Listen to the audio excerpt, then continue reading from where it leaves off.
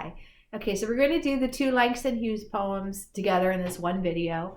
Langston Hughes is one of the poets who is most associated with the Harlem Renaissance. If you remember when we read James Baldwin earlier this semester, Sonny's Blues, we talked about the Harlem Renaissance and how in the mid 20th century there was this blossoming of arts, literary arts, visual arts, music in particular, in Harlem. And we talked about a lot of the factors that had to do with that. We talked about the migration of African Americans from the South and how a lot of them settled in Harlem, and how they had moved there for opportunities, but what they found were apartments that, with the price, the rent prices jacked up, and these housing projects that were being built furiously and were almost terrible as soon as they were built. They were not constructed well, and they became places where people ended up feeling trapped, and people had to have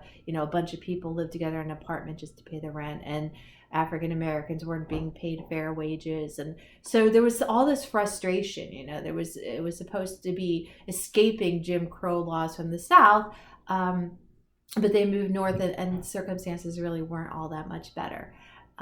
But we said that, probably not ironically, along with all this frustration and poverty and uncertainty, was this burgeoning of the arts. And it's it's people's voices. You can't hold people down. You can't keep people quiet. Voices are going to be raised, and artists are all often the impetus of social change. And so a lot of these voices of the Harlem Renaissance were poets and musicians and artists, but they were also sort of the early rumblings of the civil rights movement.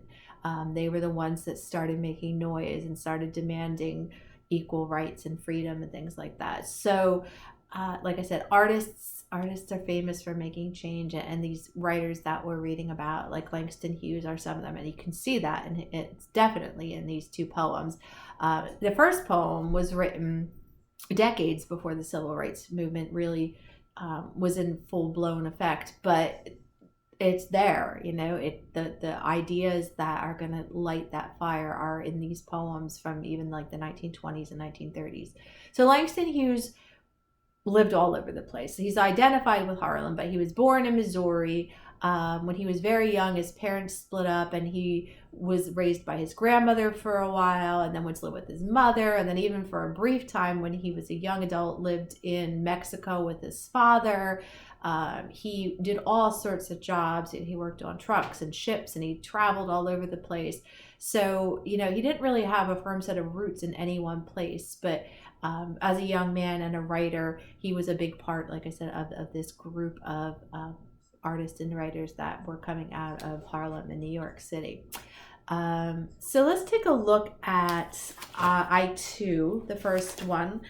And like I said, this poem, I believe, was written in 1932. So certainly well before civil rights was a mainstream idea in our country, but you can certainly hear it.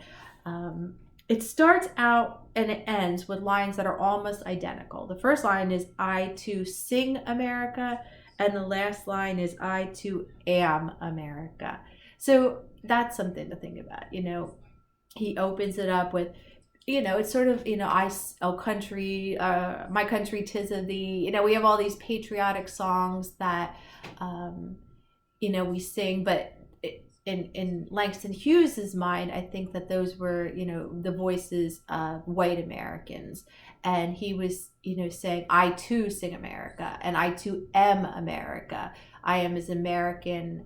And that's another thing. We, in the 20th centuries, when we started using the term African American, and that was sort of an identity that I think a lot of people of color had to make sense of, because Langston Hughes and other members of his generation were generations removed from Africa. Most of them had never been to Africa. So to say African American would not only have, you're so far removed from that continent, but your culture has been so erased in so many ways, throughout slavery.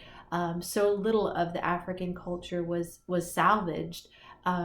So, to say I'm African American when I don't really have a strong sense of any connection to Africa, but then to say I'm African American and say I'm American, but I'm not a full citizen. In many countries, I'm sorry, in many states, I don't have the rights of full citizens. And even where there aren't Jim Crow laws, obviously I am met with racism and prejudice and not the same opportunities as people who are not white people. So, African American was these two sides that both were kind of problematic. And so I think, he's just full out stating, I too am America. I live here. I was born here. I work here. My roots are here. When you sing America, you need to sing of all the faces and all the people that make this country. But what he feels is that at this time, the darker brother is sitting in the kitchen when company comes. So both sort of in a literal sense, because in a lot of homes, white people had Black people working as domestic servants, so they were literally, or in restaurants, hotels, it was the white people who were serving, but the Black people in the kitchen cooking. So in a literal sense, the darker brother, as he refers to them, was in the kitchen, not the one that the face you see when you come to someone's home who seats you and greets you, but also in a figurative sense, pushed in the background. But what he says is, I'm in the kitchen, I'm out of sight, but I'm eating well and I'm getting strong. And so, he felt that. He felt that, sure, you can keep pushing and pushing us back, but in the background, we're getting stronger. Our voices are getting stronger. We're, as a people, growing stronger.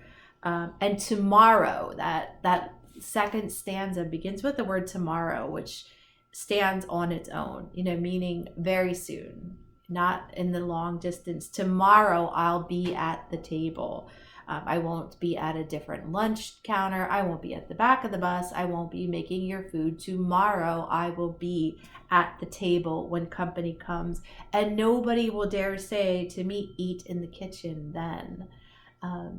Just like the tone is so perfect. It's so matter of fact. It's not aggressive. It's not wishy-washy. It's just tomorrow I'm sitting at the table, and besides, they'll see how beautiful I am and be ashamed.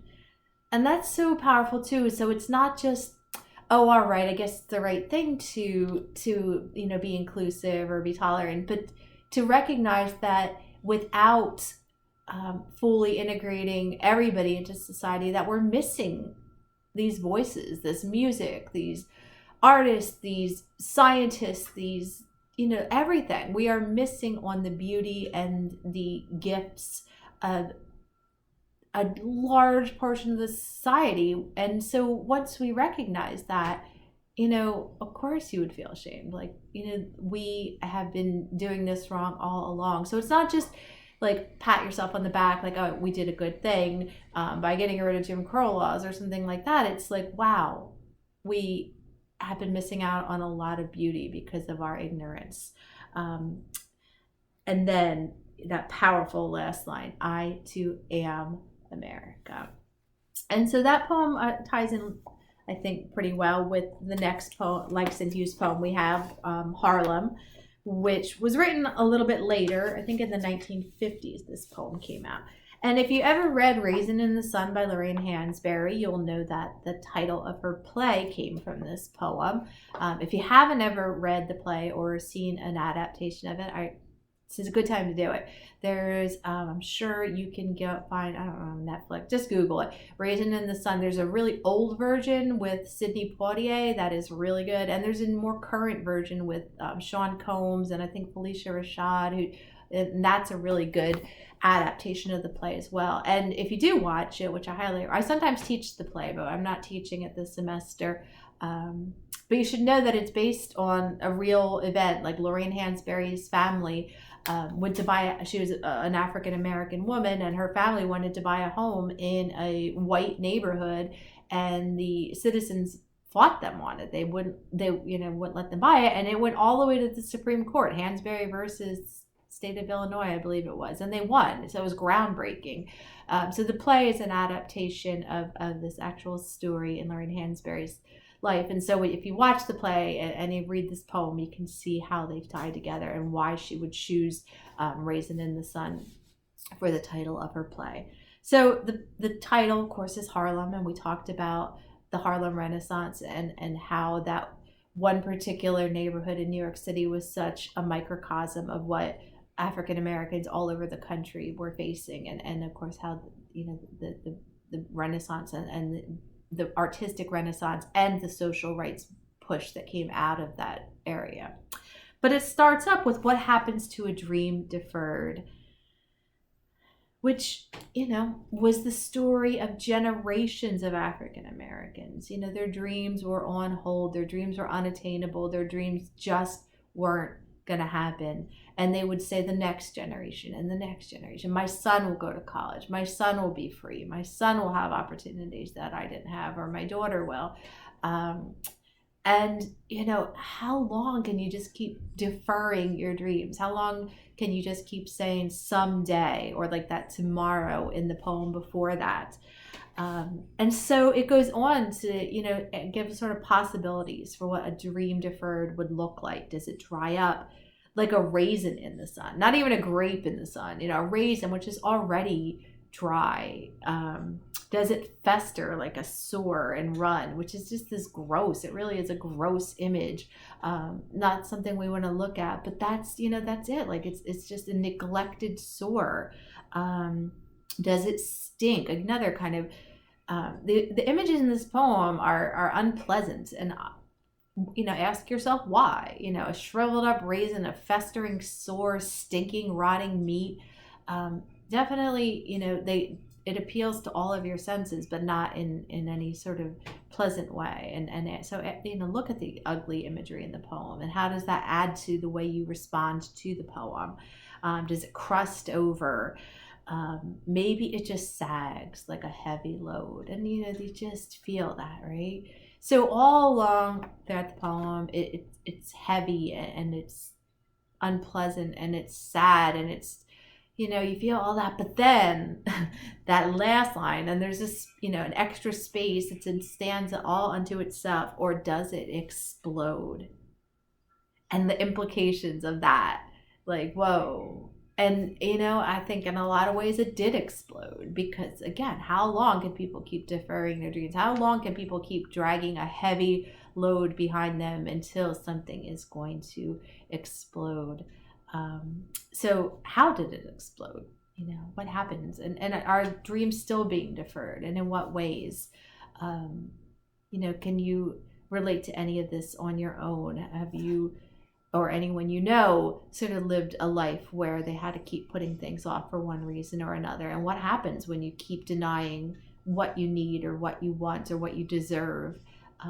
Does it explode? All right, so a lot to think about. Heavy, I don't want to use the word heavy. I don't know if that's the right word. Deep, I guess, or I don't know. How would you describe Langston Hughes' poetry? Powerful, for sure. So I'm definitely very interested in hearing your thoughts on these poems.